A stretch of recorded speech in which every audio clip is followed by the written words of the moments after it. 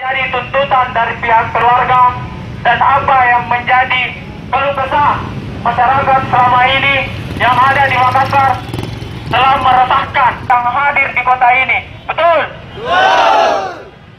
Jadi kawan-kawan, tetap jaga barisannya, tetap suarakan untuk menyampaikan apa yang menjadi suara-suaranya.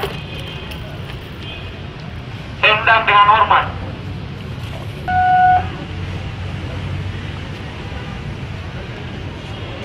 Assalamualaikum warahmatullahi wabarakatuh. Waalaikumsalam warahmatullahi wabarakatuh. Hidup mahasiswa.